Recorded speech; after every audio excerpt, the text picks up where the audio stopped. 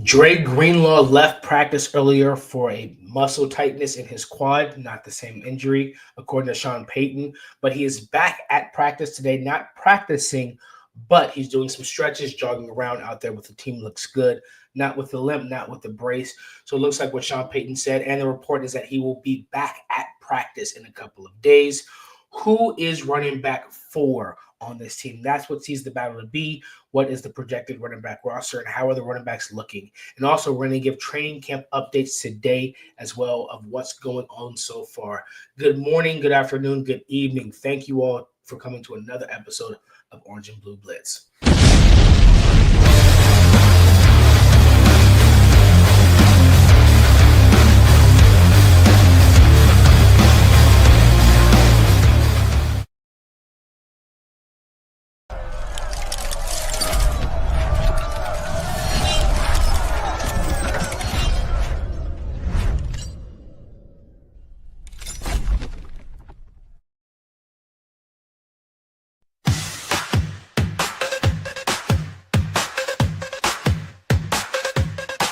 Tune in, now it's time to sit. Orange and blue, we never quit. Broncos pride is lit legit. Every week we're bringing grit. Orange and blue, we bring the heat. Podcast grind, it can't be beat. Every play, every style we meet. Blitz so hard, it's on repeat. My high dreams, we elevate. Break it down, we narrate. From the field to the fan debate. Broncos Country, we dominate. We got the passion, we got the drive. Orange and blue keeps us alive. Every tackle, every stride. It's the Blitz where legends thrive.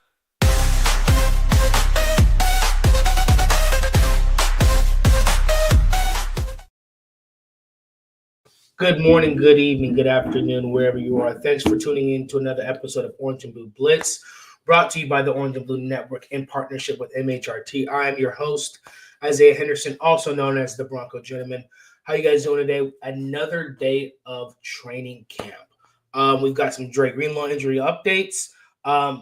We've got a question today, which is who is the running back for? We've got some running back updates today as well that just came to the wire, so we're going to be talking about that. And just also training camp updates so far of what's going on today. But we appreciate you guys tuning in. As always, don't forget to smash the like button, subscribe to the show, and share this with your friends and family. We are on the path to 539 on YouTube. So if you subscribe, when we hit 539 subscribers, you will be in the running for a free Bo Nix giveaway jersey. So make sure you guys subscribe. Appreciate you smashing the likes up button. I see you guys coming in with that. We love you guys, and we are always here for you. But if you guys are here from Orange and Blue Network, if you are the part of the Orange and Blue crew, go ahead over to MHRT and subscribe to their YouTube. Follow them on Twitter, Facebook, and Twitch as well. And then if you're from MHRT, come on over to the Orange and Blue Network and follow us on YouTube, Twitter, Facebook, and anywhere you listen to your favorite podcast. We are officially back up on audio and Spotify. Appreciate the thumbs up, guys. I see you guys smashing that thumbs up. Hearts out to you. Maha salute. We are back up on audio and Spotify, so you guys can go ahead over there and listen as well, because then you can listen to my beautiful voice in the afternoon, which I know that's what you guys love so much, which is why I'm here for you guys. We got D-Rock in the comment. West Side, Maha salute, D-Rock. Training camp is on the way, dog, and I want to hear your opinion on running back 4. What do you think? Who do you think is going to be running back 4? That's going to be the question of the day. D-Rock says the Chargers, yeah, their depth looks good, offense and defense. Jim Harbaugh can draft well. The Chargers has always been my biggest worry coming into the season. As you guys know, we talk about the Chiefs, but we didn't beat the Chargers. So I don't think we should look past the Chargers. I think we should look to the Chargers as our next level. But it's game by game. And, yeah, the Chargers aren't just going to let the Broncos take it from the Chiefs. And so it's a dogfight. It's going to be a dogfight.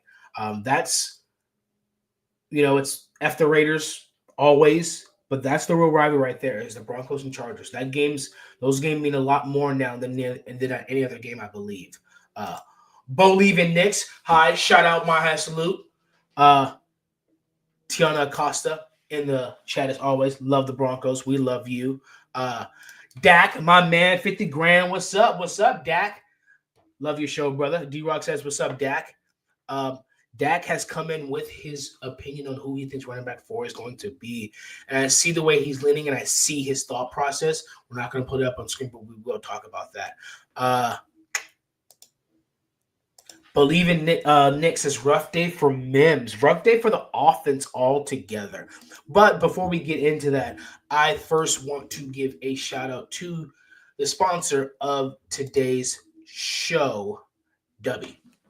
You guys know I'm from California, so I love throwing up. I'm from LA, and I love throwing up the West Side. I don't live there anymore, but born and raised. But it gives me an opportunity to use that for Dubby. Dubby was formulated to give you focus and energy with no jitters or crash. The formula contains vitamins, amino acids, and nootropics, including the patented neurofactor. Dubby contains no calories, no sugar, no maltodextrin, no fillers, and no artificial colors. And if you guys get some W, go head over there and don't forget to use promo code NRWOB10 for 10% off and send us in the flavor that you got as well. So before the show, we got some Dre Greenlaw updates. So Dre Greenlaw yesterday, first play of one-on-ones, it was him versus J.K. Dobbins. Sounds like J.K. Dobbins got a couple steps on him. Dre Greenlaw was trying to catch up on the sideline, and he pulled up. And from what I read, I think it was a strained muscle, tweaked. So something that's maybe just a little bit more than a cramp. But he is out there. He is out there today. He's not practicing. He's not in pads or shells, whatever they were. I think they're wearing pads today. He's not in pads. But he is out there stretching. He is out there jogging. And there was a report that said that he will be back at practice in a couple of days. He will be back practicing in a couple of days. I believe that's going to be Monday. So if today's Friday, so tomorrow's the scrimmage day for Saturday. He's not going to be there. Obviously, he'll be there, but he won't be in pads during the scrimmaging. And then there's Sunday, which everyone will have that day off. So that gives him a few extra days of rest, and then he'll be back Monday. So that gives him about 3 days of continuous rest with stretching, with therapy, with rehabbing, and things like that. And so he'll be back practicing Monday, and there's a possibility that he will be participating in the joint practice fully with the San Francisco 49ers, which I believe is their goal so far. I know as fans and even myself said, hey, bubble wrap and put him away for week 1. He's got it. He knows the defense. He's got it. Let's go. We're good to go. That's not what they're thinking. They're thinking, hey, if you can play, you can go. And they're thinking, hey, it's not that big of a deal. It's not as big as we think it is as fans. Training staff said he's good to go. He wants the reps. He wants to be out there. So, we saw yesterday how hard it was for him to try and leave the field. He stuck around for a little bit, but then he finally, trainer after trainer came up to him. Finally, they took him to the locker room. So he wanted to be out there with the guys. He didn't want to step off. But, first chance he can, he's back out there today, jogging, running around. He wants to be with the team, and I love that. I really do love that. So there's a possibility he will play in the joint practice, and I'm predicting so far. I have not done well on my prediction board so far, guys. I don't think I'm going to do well. I'm probably going to redo it if I'm being honest. But so far, I was wrong on the Cortland Sutton one. So we have a couple others that we are going to wait and see. But also, Alex Singleton is out there. He has been downgraded from a full cast to just a brace on his thumb. He's not out there in full pads yet, but he is out there also stretching and running with the team. So both of these inside linebackers are out there. But while they're not out there, we know we have Justice Cernad and Lavelle Bailey getting absolutely vitally good reps. And I think that with Greenlaw and Alex Singleton possibly coming back together Monday, ready for joint practice and ramping up, I think it's going to be very, very good for that going into the season. And if Justice Cernad and Lavelle Bailey are linebacker 3 and linebacker 4, I'm actually a lot more comfortable with that. Appreciate the like, guys. I'm actually a lot more comfortable with that than other people are. I'm okay with Justice Cernad being linebacker 3 because he started for us last year and for majority of the games, and we finished with the top 5 defense. That says something. Lavelle Bailey was a rookie last year, and this year he's rising through training camp, and this is his second year in the system as well. And so far, he's risen through the ranks. I think he's above Drew Sanders in the depth chart, even if Drew Sanders is healthy. I think he's just been that good. Justice Cernad is on a 1-year deal, and so is Alex Singleton. So next year, there's a thought process about the future. as well. I think Lavelle Bailey is suited very well. So I'm very comfortable with these guys as our depth. Also, I can't think of the guy's name off the top of my head, but we just signed an inside linebacker today. He has some NFL experience. I think he played for the Titans previously. Let's see if I can find his name. We signed him right before practice. But we signed an inside linebacker. So I think we understand the depth. I think we're okay with some of the undrafted free agents we have. I think we're okay with our current linebacker depth.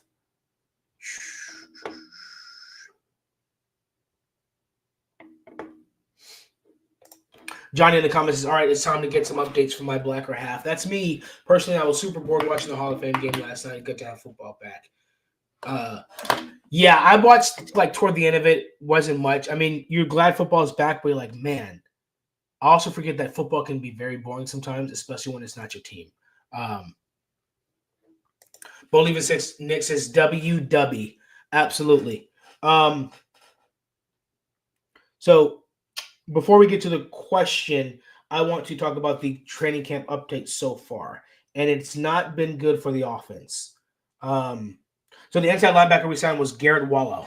Garrett Wallow was a former linebacker for the Texans and Titans. So we brought in some linebacker depth who could possibly make the 53.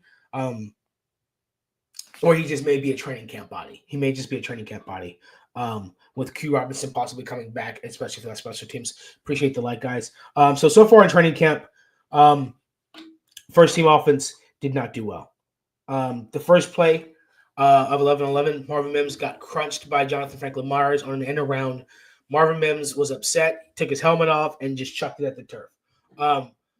So that started off bad. And then it just got worse.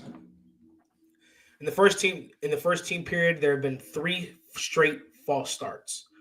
Some on the first team, and then some on the second team, then followed up with a fumbled snap. And then Cortland Sutton had to hold the guys up and gather them together and have a talk with them. And so the second and third team offense definitely stepped it up.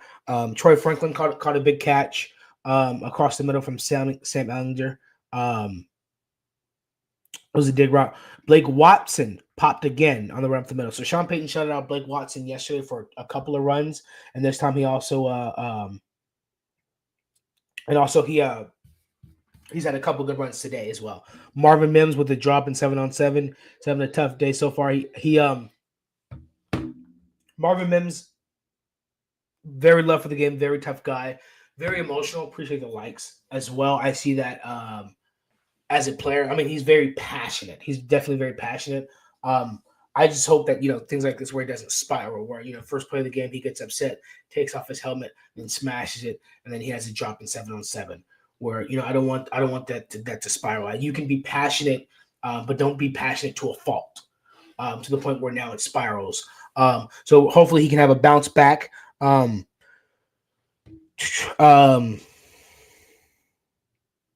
can have bounce back later on. Troy Franklin with a 20-yard catch over the middle of the field on 7-on-7 from Bo Nix, but was called for offensive pass interference. Sean Payton talked to him after about it. So this is a day of mistakes, of sloppiness, but this is definitely a same day of where Sean Payton is definitely out there on the details. And the report saying, well, the Broncos were due for this day. Sean Payton had been pleased the last couple of days, but now he's very tedious and now he's very upset, and he's very ticky-tacky today, which is good. This is good. This is what we need. This is what winning teams do. Johnny said, Sean Payton said Dre felt some tightening. Doesn't seem too serious, but really need him to find the fortitude to stay healthy. Motrin in water and change your damn socks. Combat medic. Yeah, he's back out there running. As soon as he could, he came back out there and he's jogging and stretching and that. But the report was he'll be back at practice in a couple of days, so I predict Monday. The offense may be having some struggles, but you cannot forget who they are facing. They are practicing against potentially dangerous defense in history. Iron sharpens iron. Yeah. And I think those false start penalties, I think the defense had him a little shook. And that's what Sean told me. It was a great observation. He was like, sounds like the defense got him a little shook, got him a little scared from that first play of the game. Jonathan Franklin Myers did a great job and, set the tone. And, Offense has been at a sync since. But it's all about Dak says it's all the details, and it's all about how you respond, which is what I'm interested in seeing. But yeah, they're going against an elite defense, and so I think that's when you play a lesser defense. 30, 31 other teams have a lesser defense than you, so the vast majority of teams you play, it'll be easier for your offense. I actually know, Johnny, this is water. Thank you very much. Going against any other defense that's not your defense, you're going to have a lot easier time. And what I'm looking for is I want to see, even though defense has set the tone, even though this defense is elite, even though the offense is struggling, I'm glad we saw Cortland Sutton pull the guys aside like the captain and the leader he is. But I want to see who's going to respond in the offense, who's going to flip the momentum. In a game when you're down or you're up, for example, Pat Surtain against the Raiders that changed their season, he flipped the momentum. That's why he's Defensive Player of the Year. But I want to know who's going to be that playmaker, that momentum flipper on the offense. We heard J.K. Dobbins talking yesterday, and here's my thought process. J.K. Dobbins is new to the team. Where's our guys on offense that have been on this team that are talking back? Who's going to be the playmaker and the difference maker that's homegrown? I mean, thank you. I appreciate and love J.K. Dobbins stepping up, and I like that fire in him. Good. But where's the homegrown fire? Why does it have to be imported fire? Where's the homegrown fire? So who on the offense is going to step up and start making plays and change the momentum where the offense gets back in rhythm? Is everybody going to count on Bo to get the offense back in rhythm? Or is Marvin Mims going to be the one after he's had a couple drops and upset threw his helmet off? Is he going to be the one to step back up, put that to the side and get the momentum back? Is that going to be Troy Franklin? Is that going to be Pat Bryant? These are the things that I definitely want to look for in these updates.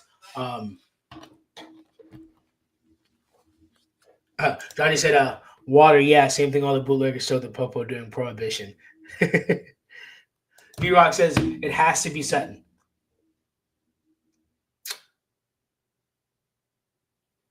I can see why you say that. He is the one that pulled him to the side, but it doesn't have to be, but I see why you said it has to be. But he's got Pat Surtain on him, but which makes it even better that it has to be him. Also, it's important to note that in almost every single training camp, the defense dominates the first weekend pads, and you don't start to see the offense excel until the second weekend on. Interesting. Well, the second weekend is this weekend. So that would be today and tomorrow. Because next weekend is preseason, joint practice and preseason.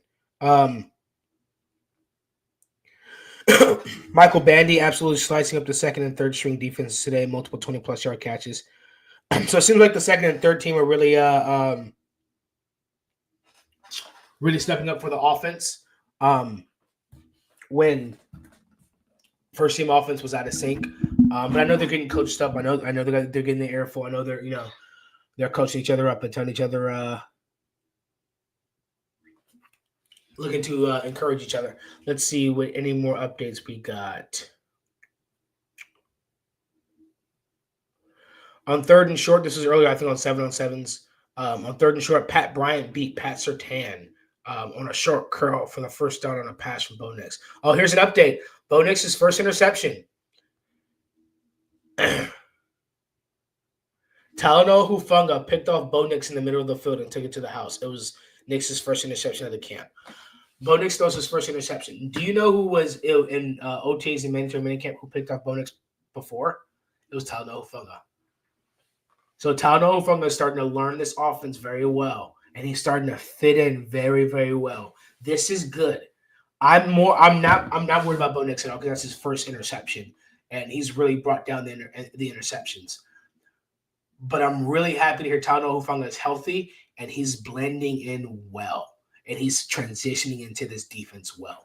That's very, very good to hear. I'm very happy to hear that because not only is this a really good defense to come into, Vance Joseph's defense is simple in its intent, but can be difficult in its breadth. And so for him to come in and learn that, but also to play against a Sean Payton offense, which is also extremely complicated, and be able to get interceptions to come in and to take it to the next level early on while staying healthy. It just shows he's fitting in well, and the defense is just that much closer to being elite.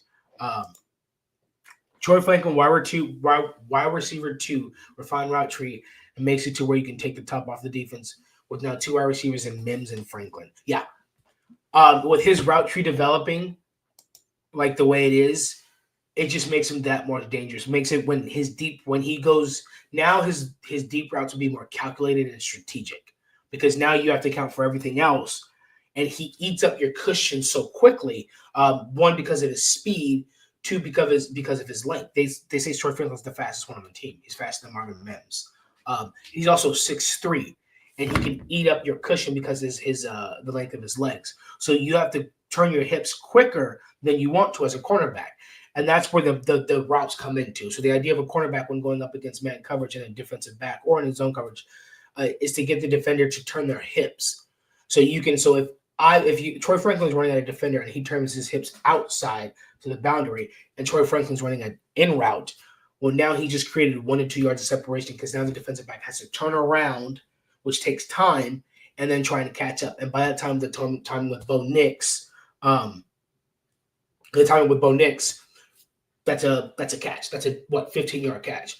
And then the same thing with Troy Franklin is, if what Sean Payton will do with that is that defender will now watch for that dig route that he's gotten beat on.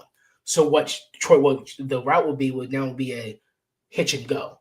So he's going to go up 15 yards or go up 10 to 12 yards, fake like he's going to do a dig, and then go back out. And now the defender's stuck. So that's the route tree that can develop with Troy Franklin. Is now he can go inside and then fake go inside, go outside. And that just opens up the explosive plays that much more. Let's see.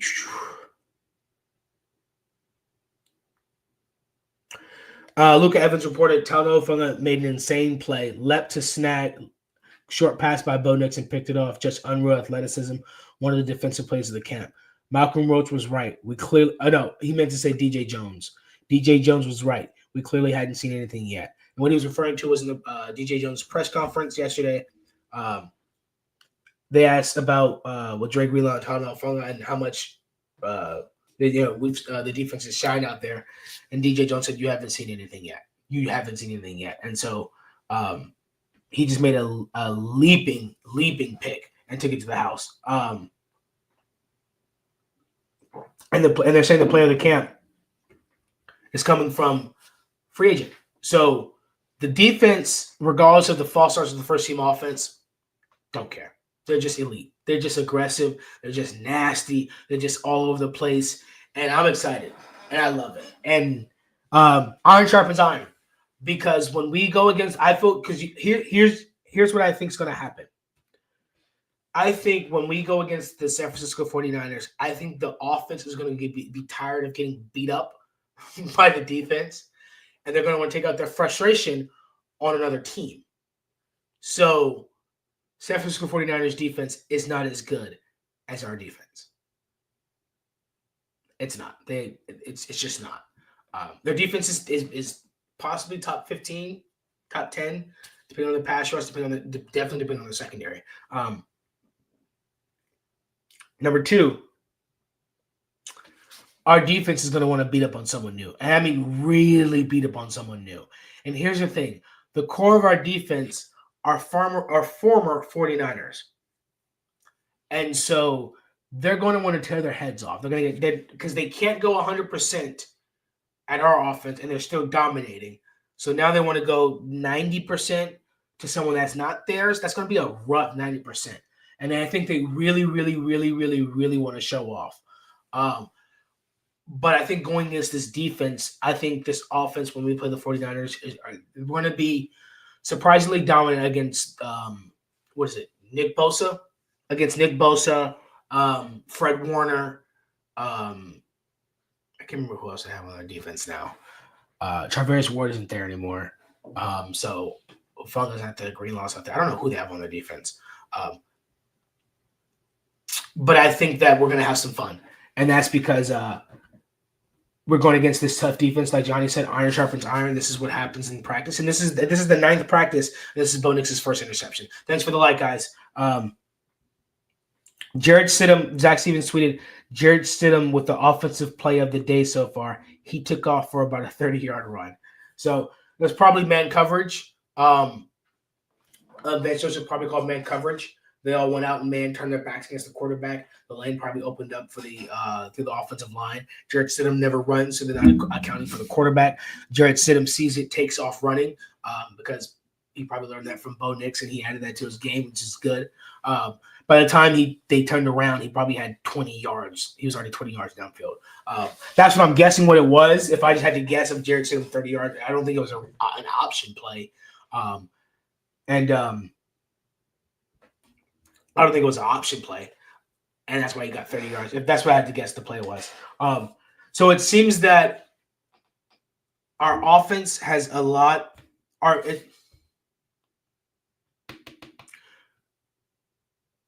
It seems that our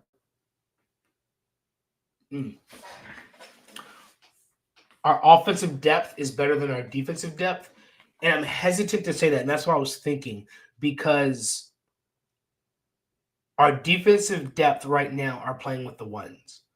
So Sternad and Bailey are playing with the ones. So that leaves the undrafted free agents as the twos at linebacker against Jared Stidham. And you've got Troy Franklin running with the twos. You've got the good running backs running with the twos. Lucas Kroll, Nate Atkins. We have a lot of good offensive guys. Palchevsky, Parrott. We have a lot of good, and we also have a lot of good guys on defense on the twos. But our defensive twos, Tillman, Ellis, Jordan Jackson, Wazirike, linebackers currently are probably the undrafted free agents.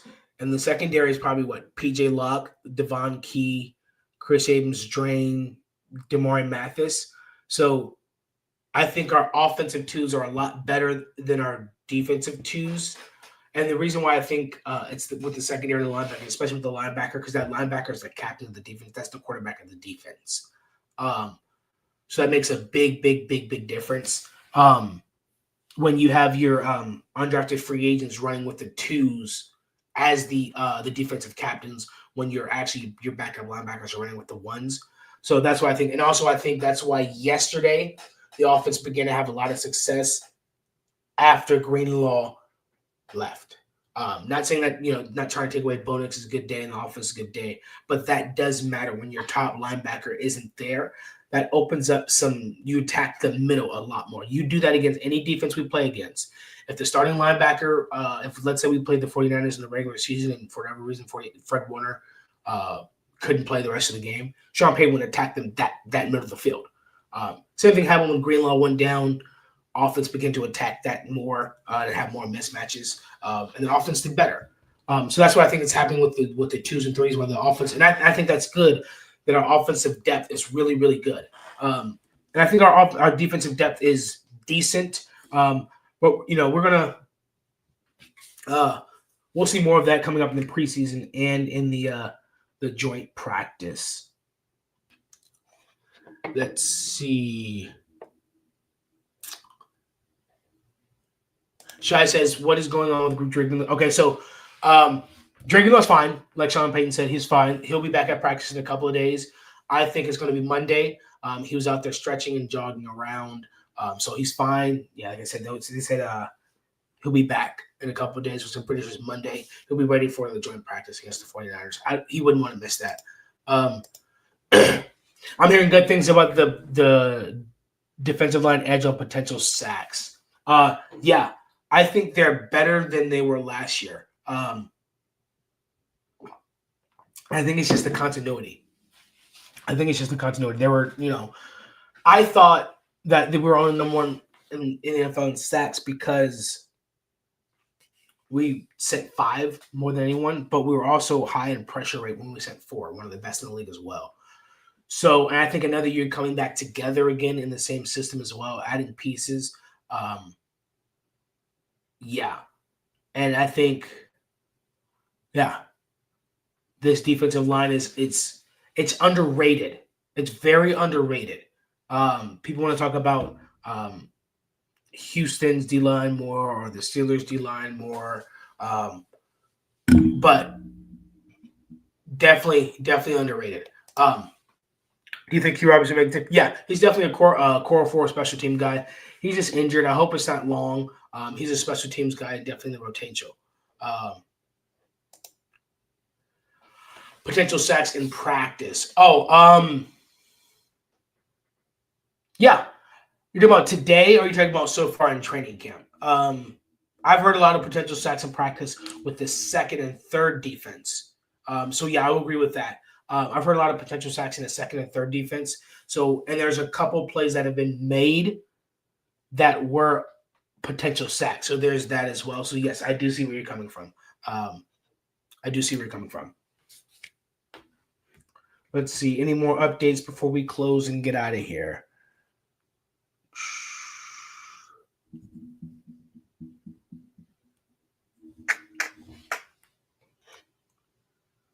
Michael Parsons' situation is crazy. Would you guys oh yeah, we got one more topic before we get out of here. Running back 4. So I said I was going to get back to this. Running back 4. So it seems the top 3 running backs are Jake Dobbins, Harvey, McLaughlin. And it seems to be there's a battle for that 4th position. Estime, Watson, and Bidet. I have not heard much about Bidet, but I've heard Estime stacked the last few days were pretty good. And I've heard Blake Watson had stacked a good last couple of days. And so I asked earlier, and I had an answer from Dak. Dak says Blake Watson running back 4. And so D-Rock says JKRJ Audric running back 3, Jaleel running back 4, and Bidet practice squad. Very interesting.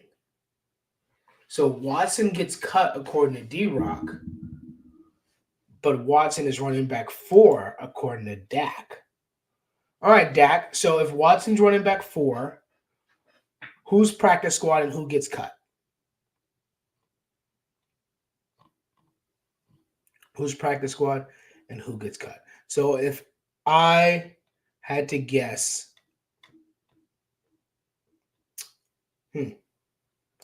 let's see. I'm gonna go Dobbins, Harvey, Jaleel running back 3.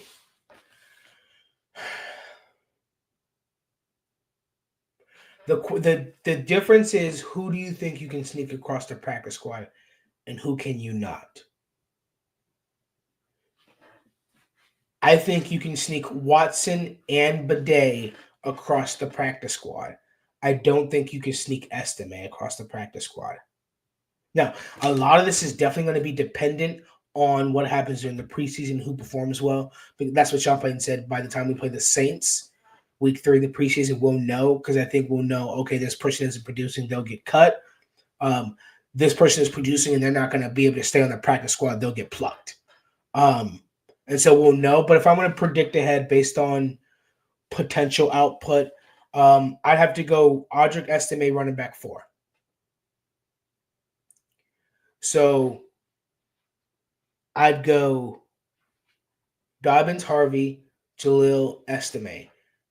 Estime won't make it across the practice squad. Estime is the youngest player on the team, and it's his second year as a rookie. Just be patient. He can be a game day inactive, or he can be on the 53, but he can be a game day inactive, but he doesn't get a jersey. And so then you can bring up Michael Burton. So you carry Dobbins, Harvey, Jaleel, Burton.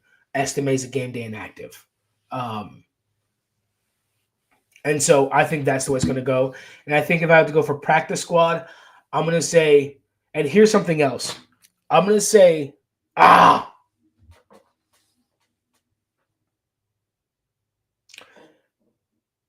found out yesterday listening to Philip Lindsay. Tyler Bidet plays special teams. So he contributes to special teams. They actually like Not only does he contribute to special teams, but he's a punt punt protector. He's the guy that, so there's the punt team, there's the punter back here, and then you see these guys right up here, and then they're the punt protector. That's where Bidet learned to be a good pass protector. Do you remember when Sean Payton gave him a shout out and said, hey, Tyler Bidet is really good at pass protection? He got that from special teams. Yeah, I don't know if he's starting on special teams or if he's a backup on special teams. But that's a really, really interesting development of his running back abilities developing through special teams. And I don't know if he's the special team guy, because if he's the special team guy, he gets a jersey. And so that's very interesting. That's going to be very interesting. I'm glad I got you guys answered. I want you guys to consider that. According to Philip Lindsay, Tyler Bidet has been a punt protector on special teams, and that's why he's a good pass protector, according to Sean Payton. So not only, remember, his first play with the Broncos was a touchdown out of the backfield from Russell Wilson, so he can catch the ball. And against the who do we play? What was that running against? The Buccaneers. And he had a nice run, so he can run and he can pass protect. He's one of the most versatile running backs we have on this team. I could see Dobbins, Harvey, Jalil, Bidet.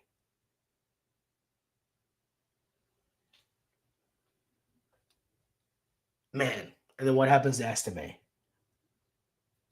You take a chance in the practice squad and let him go somewhere else and then bring in Blake Watson? Is training camp an opportunity, or is it preseason opportunity to show off Estime to someone else? And I think that if you get rid of Estime, but you believe that Tyler Bidet is a good runner in between the tackles, outside the tackles, can catch and can pass protect, and he's on a rookie contract, I think he's undrafted as well. That's hard to pass up on. And he plays special teams. That's hard to pass on. Sean Payton seems to like Jalil. Now, if it was me, that's my list based off of what I think they're going to do. If it was me, it'd be Dobbins, Harvey, Bidet, Estime, and Blake Watson would be on the practice squad. Estime would be healthy and active. Blake Watson will be on the practice squad. Jalil will be cut. And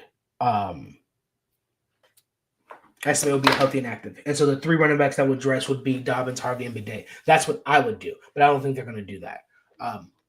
But Bidet is going to take someone's spot because he plays special teams. Don't forget that. Keep that in mind.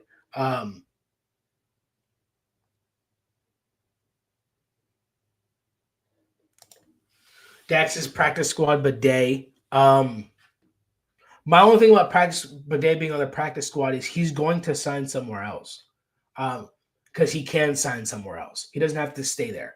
He can sign somewhere else. And I think if he stays healthy this whole offseason, he's a special teamer, and you still don't give him a jersey, he's going to go somewhere else, and you're back in the same position.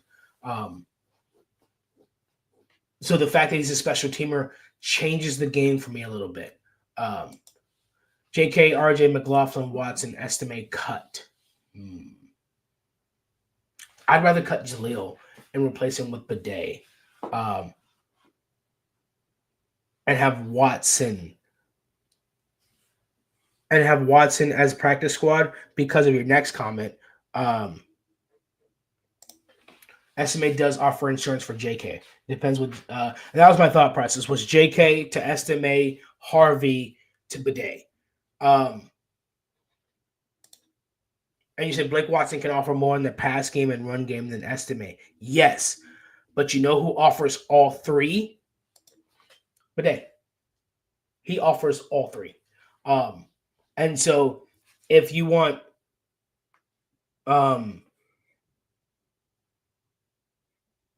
let's see. Got a training camp update. Oh, wow. Bo Nix threw a second interception. Pat Surtain picked off Bo Nix when he tried to go deep to Crowton Sutton, double coverage, and Nix picked it off. Pat Surtain picked it off. That it was a bad decision by Bo Nix in the red zone. 2 for the top defense today. So it's Tano Hufanga and Pat Surtain. So now the turnovers are coming. Sounds like the offense is frustrated over the last couple of days. Sounds like they're frustrated. They're annoyed or frustrated, whatever the case may be, with Sean Payton being tedious and on them. Now they're just they're forcing it. They're out of rhythm. Defense is capitalizing. Defense is composed.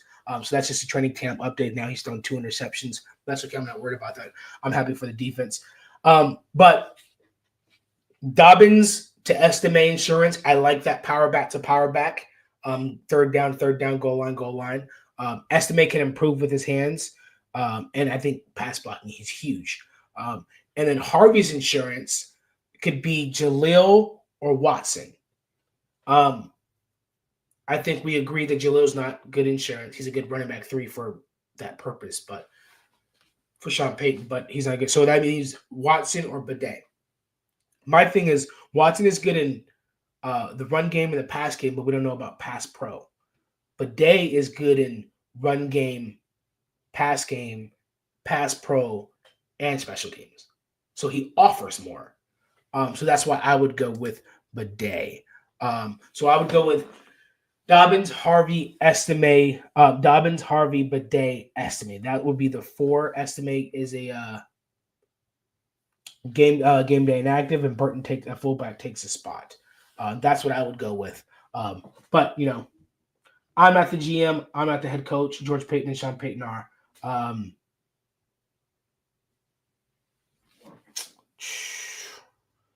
So, all right, guys, that is going to conclude our show today.